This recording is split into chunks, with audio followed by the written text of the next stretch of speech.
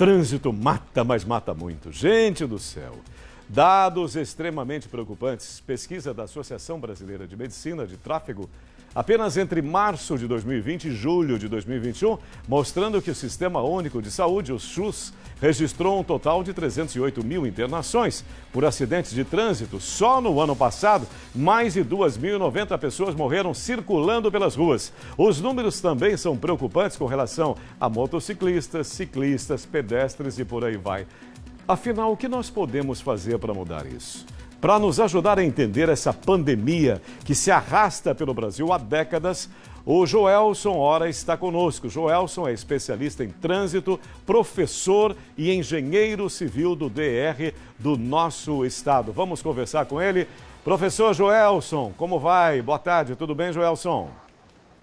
Tudo bem, Sérgio? Boa tarde a todos que nos ouvem. Professor, como é que a gente faz para mudar esse quadro, professor? Essa verdadeira pandemia no trânsito, e me parece não muda muito, se agrava mais ainda, professor Joelson? Sérgio, veja, já está bem repisado que a maior causa de acidente de trânsito está exatamente na imprudência do motorista. Esse aspecto foi amplamente discutido no último Congresso Brasileiro de Medicina de Trânsito. Nós não podemos mais aceitar esse número exorbitante de pessoas com sequelas e perda de vida no trânsito. Então, acho que devemos adotar ações mais imediatas, para que se tenha um efeito também imediato. E o que foi discutido exatamente nesse congresso passa por uma fiscalização muito mais efetiva, maior rigor nas punições de trânsito. E tem outro aspecto que também é fundamental. É uma adoção de critérios mais rigorosos na avaliação das aptidões física e mental dos motoristas. Casos de esquizofrenia, transtorno de comportamento, uso de entorpecentes, tudo isso tem que ser detectado nessa avaliação. A gente sabe que só se muda o comportamento das pessoas com conhecimento. Mas eu digo sempre, a gente está nas questões de trânsito, estamos com um paciente na UTI. O fato é que são necessárias mudanças na legislação de trânsito que tenham um foco mais imediato na mudança do comportamento das pessoas. E, infelizmente, são ações dessa forma, né? Maior fiscalização, mais punição, para que a gente tenha o surtimento de um efeito mais forte, mais imediato. É claro que é importante a educação. A educação de trânsito é fundamental. Todavia, a gente sabe que isso requer um tempo, né, para ter os efeitos. Eu sempre afirmo que no caso de trânsito, no caso específico de trânsito, são os filhos que vão educar os pais. A gente já sente essa reação das crianças no trânsito quando vê o pai cometer alguma atrocidade, alguma ilegalidade. Então a reação está surgindo, a gente está formando, talvez pela educação de trânsito, uma nova geração. Mas nós temos que atuar na geração atual. E fico feliz também em ouvir o que você expõe com relação ao rigor às leis. Nós comentamos muito aqui sobre isso. Há que se rever esses conceitos todos que tenham relação com leis. E uma outra coisa, professor, que me chamou demais a atenção é esse custo, assim, impressionante, né? Para a nossa economia nacional também tem esse custo econômico-financeiro, qual seja, são 52 bilhões de reais utilizados para esse estrago todo no trânsito brasileiro, professor Joelson.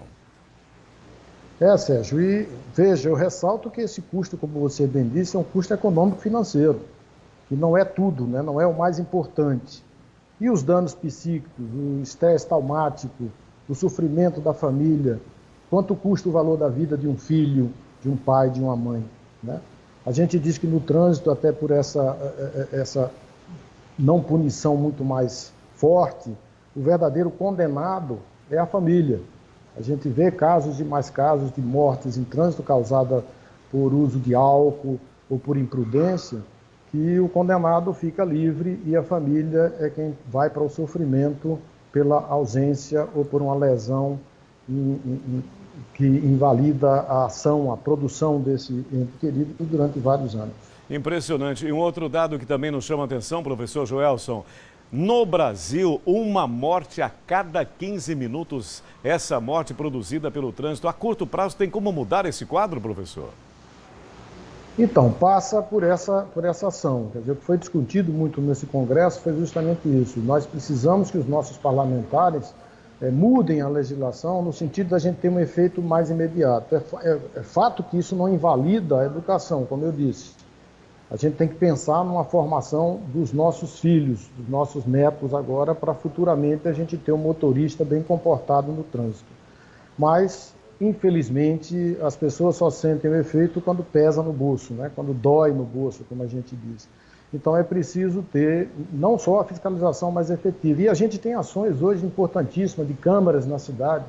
A gente pode ter a cidade completamente vigiada, completamente focalizada, para intimidar as pessoas a cometerem determinadas atrocidades no trânsito. Então, tudo passa por isso. A gente tem que ter ações de efeito imediato e, evidentemente, ações de educação que vão formar novos cidadãos com novas consciências para que tenham um comportamento adequado no trânsito. Perfeitamente. Vamos torcer para que isso aconteça. Professor Joelson, muito obrigado pela sua atenção, muito obrigado pelo seu tempo. Ao nosso Balanço Geral, um grande abraço e, mais uma vez, muito obrigado.